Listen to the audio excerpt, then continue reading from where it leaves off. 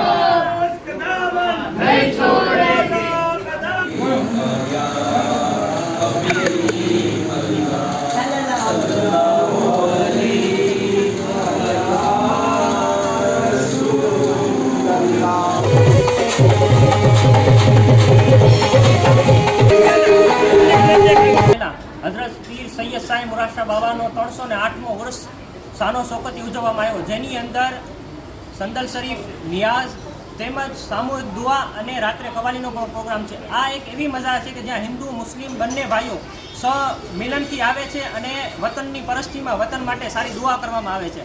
આ દરગાહ એ ઐતિહાસિક રીતે બહુ મોટી દરગાહ છે, જે ભાવનગર વિસ્તારમાં આવેલી છે।